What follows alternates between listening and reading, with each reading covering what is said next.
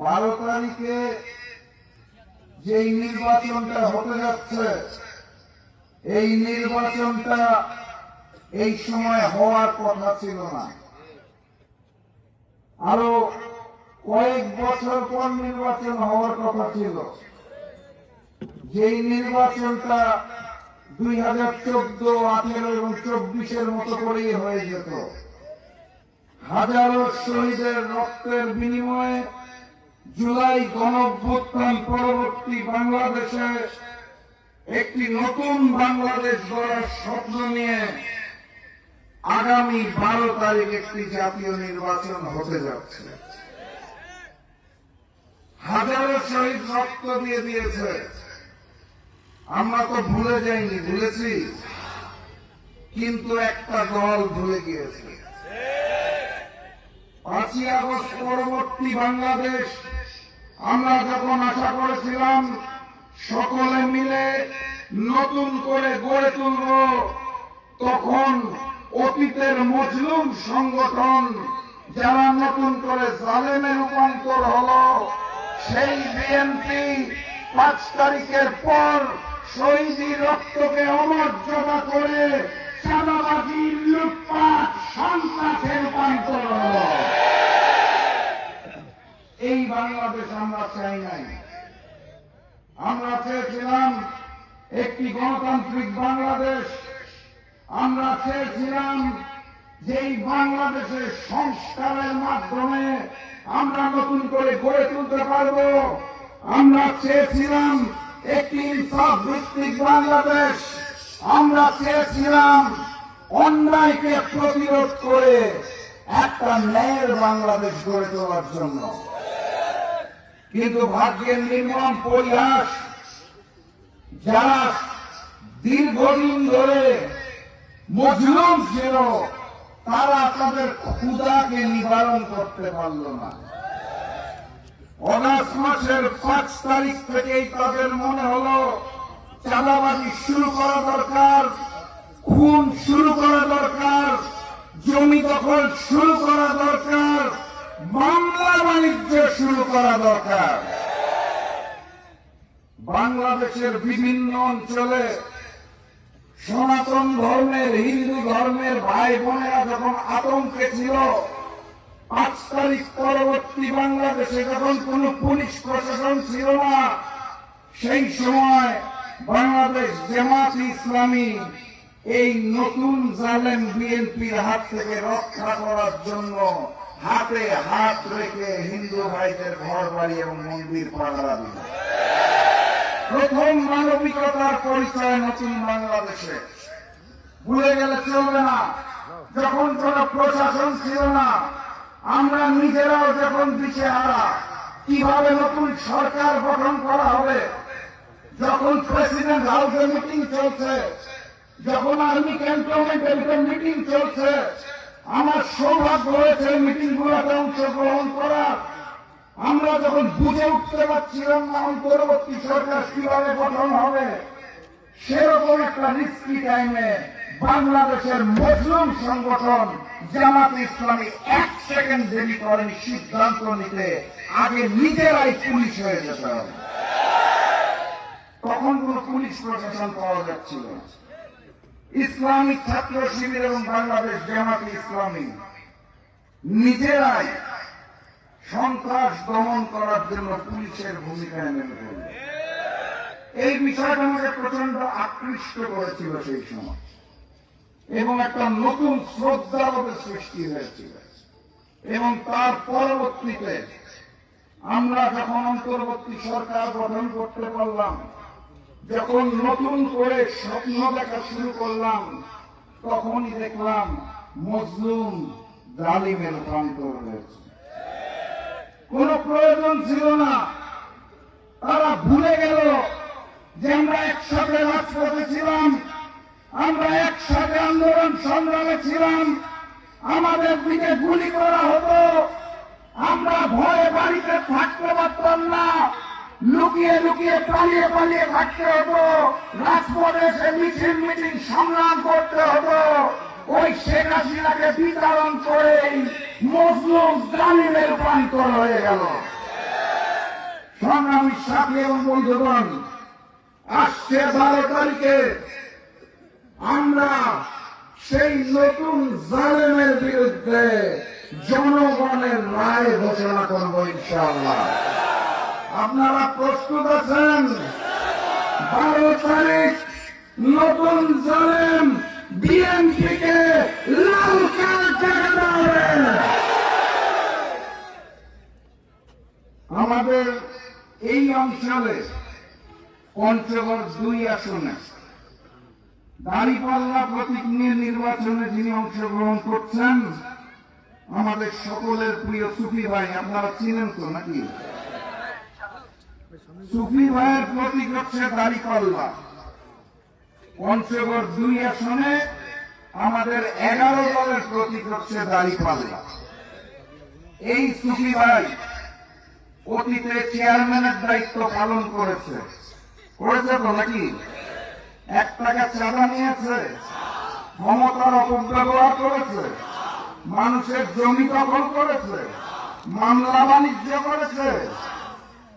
জামাতে ইসলামের কোন অনুষ্ঠানে আরেক বাড়ির গরু ধরে নিয়ে এসেছে? ওনার নামে কোন খারাপ রিপোর্ট আছে? থাকলে বলেন, অসুবিধা নেই, রিপোর্ট আছে খারাপ। এই মানুষটা সংসদে না গেলে কে যাবে? যারা চাঁদাবাজি করে, যারা মামলা বাণিজ্য করে, যারা সন্ত্রাসীদের রক্ষণাবেক্ষণ করে, যারা পাথর দিয়ে মানুষ হত্যা করে, যারা আমার মা বোনের গায়ে হাত দেয়, তাদেরকে আমরা সংসদ থেকে বয়কট করবো এবার ইনশাআল্লাহ। অতএব পঞ্চগড় 2 আসনে মার্কাটা কি?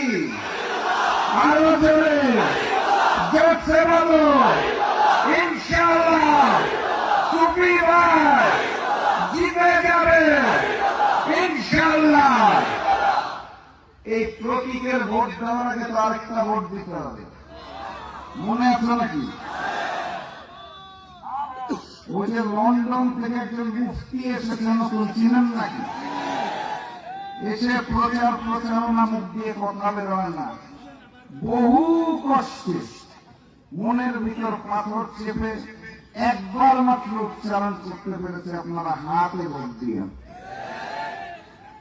ওনার মনে বড় কষ্ট, হাত যদি জয়যুক্ত হয় তাহলে 10 বছরের বেশি উনি প্রধানমন্ত্রী থাকতে পারবেন। আর ক্ষমতার লোক শেখ হাসিনা পালিয়ে যাওয়ার পর 16 মাস পার হয়ে গেছে, উনি দেশে আসতে পারে নাই। নির্বাচনের প্রাক্কালে দেশে এসেছেন মুফতি সেজে, এসে আমাদেরকে শিক্ষা দেয় কে মুসলমান আর কে বিধর্মী। আপনি নতুন মুফতি সেজেছেন। এই বাংলার মাটিতে আপনার মুফতিগিরি আর ওই ফ্যামিলি কার্ডের মূলা ঝুলানো চলবে না। এসেই নাকি কার্ড বিলানো শুরু করেছে।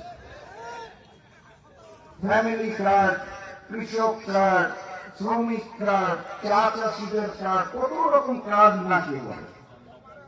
চাঁদাবাজির হাত থেকে রক্ষা পাওয়ার জন্য একটা কার্ড দেন, আপনার নুরানি চেহারা চিত্র আমরা সন্তুষ্ট। যেই কার্ডে আপনার নুরানি চেহারা থাকবে, চাঁদাবাজরা আসলে ওই কার্ডটা পকেট থেকে বের করে দেখাবো, চাঁদার হাত থেকে রক্ষা পাওয়া যাবে, সেই কার্ডটা দেন। আলহামদুলিল্লাহ, আর কার্ড লাগবে না। মুফতি সাহেব বাংলাদেশে নামার পর সুন্দর করে বলে দিলেন, গত 16 বছর বাংলাদেশ জামাত ইসলামী এবং ইসলামী ছাত্র শিবির নাকি কোথাও ছিল না আন্দোলন সংগ্রাম। তাহলে ছিলটাকে 16 বছর আপনি নিজে লুকিয়ে লন্ডনের মাটিতে বসে নিজে গুপ্ত রাজনীতি করে কাঠের চশমা পরে বাংলাদেশে 16 বছর পর নেমে জামাত শিবিরকে বলেন কোথাও দেখেন নাই। তাহলে আন্দোলন সংগ্রাম করে থেকে আপনি নিজেই তো গুপ্ত অবস্থায় লুকিয়েছিলেন, আপনি নিজেই তো পলাতক জীবনে ছিলেন। আপনি কোন দুঃসাহসে বাংলার মাটিতে নেমে আমাদেরকে গুপ্ত বলেন? উনি নাকি কাউকে দেখতে পায়নি, আমাদের জামাত শিবির সহ আমাদের কাউকে দেখতে পায় না। তাহলে দেখতে দিল কাদের? ছাত্রদলকে। যেই ছাত্রদল 5টা ছাত্র সংসদ নির্বাচনে 5-0 বলে পরাজিত হয়, যেই ছাত্রদলকে চাঁদাবাজির জন্য দেশের জনগণ লাল কার্ড দেখিয়ে দিয়েছে, সেই ছাত্রদল আন্দোলন সংগ্রাম করেছে, আর আমরা কেউ ছিলাম না। মুফতি সাহেব বলে দিয়েছে। এই সব বয়ান বাংলার মাটিতে চলবে না। আমার দেশে নামার পরে বিএনপির মুফতি সাহেব বলেছেন, মা এবং বোনদেরকে ফ্যামিলি কার্ড দিবেন, খুব সম্মান জানাবেন, এবং তার সাথে সাথে তার গুন্ডা বাহিনীকে রাজপথে লেলিয়ে দিয়েছে। আমাদের নারী কর্মীরা যখন ভোট খেতে যায় তাদেরকে বাধা প্রদান করা হচ্ছে। এক হাতে কার্ডের মাধ্যমে সম্মান দিবেন, আর আরেক হাত দিয়ে অসম্মান করে আমার মা বোনকে অপমান করবেন। এই অপরাজনীতি আমরা মেনে নেব না। আমার এই প্রাণপ্রিয় এলাকায় ছাত্র যুবকরা কি ঘুমিয়ে গেছে? আপনাদেরকে স্পষ্ট ভাষায় বলে দিয়ে যেতে চাই, এই অঞ্চলের মা বোনদের উপরে যদি আক্রমণ আসে, বিএনপির সন্ত্রাসীরা যদি নির্বাচনী প্রচারণায় বাধা দিতে চায়, তৎক্ষণাৎ আমার ছাত্র যুব ভাইদের বলে যেতে চাই, ওখানেই ওই কালো হাত ভেঙে গুঁড়িয়ে দেবেন। এরপর যদি মামলা আসে, বলবেন হুকুম দিয়েছিল রাশেদ প্রধান, আমাদের দোষ নেই, রাশেদ প্রধানের নামে মামলা করে। মামলার দায় আমি নিয়ে নিলাম। মা এবং বোনদের অপমান হলে দেখতে চাই না। পারবেন আপনারা? 300 আসনে প্রচারণার কার্যক্রমে বেরোয়েছি। 70 অঞ্চল ঘুরা শেষ করে পঞ্চগড়ে এসে নেমেছি। আজকে রাতে পঞ্চগড় থেকে আবারও বের হব, বাকি 30 শেষ করবো ইনশাআল্লাহ। আপনারা আমার জন্য দোয়া করবেন। 70 ঘুরে দেখে এসেছি। শুধু পঞ্চগড় 2 আসন নয়, সারা বাংলাদেশে গণজোয়ার শুরু হয়েছে। এই গণজোয়ারে বিএনপি বড়ই আতঙ্কিত। তারা বুঝে গেছে সুষ্ঠুভাবে ক্ষমতায় যাওয়ার অবস্থা তাদের এখন আর নাই। এখন তারা তাদের মুফতি নামার পরে যে বলেছিল, আই হ্যাভ আ প্ল্যান, আমার একটা পরিকল্পনা আছে, সেই প্ল্যানে নেমেছে। প্ল্যানটা উনি মুখে বলেন নাই, আমরা এখন প্ল্যান দেখতে পাচ্ছি। তারা হত্যার রাজনীতিতে নেমেছে। শেরপুরে জামাতের সেক্রেটারিকে কুপিয়ে হত্যা করা হয়েছে। তারা মা বোনের ইজ্জত নিয়ে খেলা শুরু করেছে। তারা আমিরে জামাত এবং সরকারি সেক্রেটারি জেনারেলের সোশ্যাল মিডিয়া অ্যাকাউন্ট হ্যাক করা শুরু করেছে। আপত্তিকর পোস্ট দেওয়া শুরু করেছে। তারা ঠিক করেছে 12 তারিখে অতীতের মতোই নির্বাচনী কেন্দ্রগুলা দখল করতে হবে। এছাড়া তাদের জয়ের কোন সম্ভাবনা নাই। আপনারা কি করবেন? প্রতিরোধ করতে পারবেন?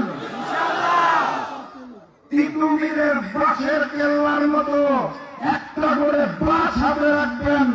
জনগণের ভোটের অধিকার কেড়ে নেওয়ার জন্য ওই নতুন চালেন বিএনপি যদি আছে, ওই বাঁশ দিয়ে তাদের প্রতিরোধ করতে হবে। পারবেন তো ইনশাআল্লাহ? গণভোটে গণভোটে গণভোটে আর মার্কাটা কি? আরো চলে জোরসে বলো। তাহলে কাজ থাকলো কয়টা? গণভোটে হাকে জয় যুক্ত করতে হবে, সুফি ভাইকে দাঁড়িপাল্লা প্রতীকে জয় যুক্ত করতে হবে। এর জন্য আমরা শান্তিপূর্ণ পথ চাই। কিন্তু যদি বিএনপি অশান্তি করতে আসে, আল্লাহর কসম আমরা চুপ করে থাকবো সাথী এবং বন্ধুগণ, এই পঞ্চগড় 2 আসন আগামী 12 তারিখ দাঁড়িপাল্লাকে জয়যুক্ত করে আগামী দিনের প্রধানমন্ত্রী ডাক্তার শফিকুর রহমানকে উপহার দিব আমরা। দুহাত তুলে আপনারা ওয়াদা করেছেন, আমি ইনশাআল্লাহ আপনাদের সাথে 12 তারিখের পরে বিজয় মিছিলে জয়যুক্ত হব ইনশাআল্লাহ। শুধু সংক্ষেপে দুটো শেষ কথা বলে যেতে চাই। পঞ্চগড় 2 আসন শুধু এই সাতোয়া নয়, যত হিন্দু ধর্মাবলম্বী আছেন তাদেরকে স্পষ্ট ভাষায় জানিয়ে দিতে চাই, সুফি ভাইয়ের সাথে যতবার আমার কথা হয়েছে, আমরা 2 ভাই একটা জায়গায় একমত হয়েছি। সেটা হচ্ছে আগামীর বাংলাদেশ তথা আগামীর পঞ্চগড় হবে সম্প্রীতির পঞ্চগড়। অর্থাৎ পূজার জায়গায় পূজা হবে, নামাজের জায়গায় নামাজ। আমরা সবাই মিলে গড়ে তুলব মানবিক এবং সম্প্রীতির সমাজ। অতএব যারা কুৎসা লাগানোর চেষ্টা করছেন তাদের ষড়যন্ত্রকে থামিয়ে দিতে হবে। আর সর্বশেষ কথা, আপনাদের দোয়ায় এবং আল্লাহর রহমতে আগামী দিনের প্রধানমন্ত্রী ডাক্তার শফিকুর রহমান আমাকে অত্যন্ত স্নেহ করেন। পঞ্চগড়ের ব্যাপারে ওনার সাথে আমার কথা হয়েছে, উনি স্পষ্ট ভাষায় জানিয়েছে 54 বছর ধরে পঞ্চগড় অবহেলিত। পুরো জেলার কথা বলছি, উনি এটা মনে রেখেছেন। উনি কথা দিয়েছেন যদি আল্লাহ কবুল করে 5 বছরের মধ্যে আমরা পুরা পঞ্চগড় জেলাকে মডেল জেলা হিসাবে ঘোষণা করব। অতএব ভুল করার কোন সুযোগ নাই, সুফি ভাইকে বিজয়ী করে আনতে হবে। আর যে অন্যান্য প্রতিদ্বন্দ্বী যারা আছে, যারা বড় বড় কথা বলতে চাইছেন, তাদেরকে বলে দিবেন এই নতুন বাংলাদেশে হাজারো শহীদের রক্তের বিনিময়ে আমরা যে বাংলাদেশ পেয়েছি, এই বাংলাদেশে আমরা শান্তিপূর্ণ মুখের ভাষায় রাজনীতি করছি দেখে এটা ভেবেন না যে আমরা দুর্বল। স্পষ্ট ভাষায় জানিয়ে দিবেন আমরা মজলুম। মজলুম যখন প্রতিবাদ করে আল্লাহর আরশ তখন কেঁপে ওঠে, জিততে পারে না, আপনারাও পারবেন না ইনশাআল্লাহ। অতএব দেখা হবে বিজয় ইনশাআল্লাহ। একসাথে এক কাতারে এক হয়ে আমরা নতুন পঞ্চগড়কে গড়ে তুলব। আর সুফি ভাইয়ের পক্ষ থেকে আমি ওয়াদা করে যাচ্ছি, সুফি ভাই নতুন পঞ্চগড় করতে কাজ করবেন, আমি সার্বক্ষণিক সুফি ভাইয়ের সাথে থাকবো ইনশাআল্লাহ। পঞ্চগড় 2-এ যদি সুফি ভাই বিজয়ী হয় তাহলে বিশ্বাস রাখবেন রাশেদ প্রধান পঞ্চগড়ের এমপি হয়ে গেছে। অতএব আমাদের 2 ভাইকে একসাথে এই যুদ্ধে জয়যুক্ত করবেন, এই আহ্বান রেখে 12 তারিখের পরে বিজয় মিছিলে আপনাদের সাথে সংযুক্ত হওয়ার আহ্বান রেখে আজকের মতো বিদায় নিচ্ছি। তবে বিদায়ের আগে স্লোগানটা একবার হবে, যে স্লোগানটা শুনে পুরান জালিমের বুক কাঁপত, যে স্লোগানটা শুনে নতুন জালিম বিএনপিরও বুক কাঁপে। স্লোগানটা মনে আছে? নারায়ে তাকবীর, নারায়ে তাকবীর, নারায়ে তাকবীর। এটাই হবে বিজয়ের স্লোগান। বিজয়ের পথে যাত্রা শুরু, জীবন অথবা মৃত্যু। আসসালামু আলাইকুম।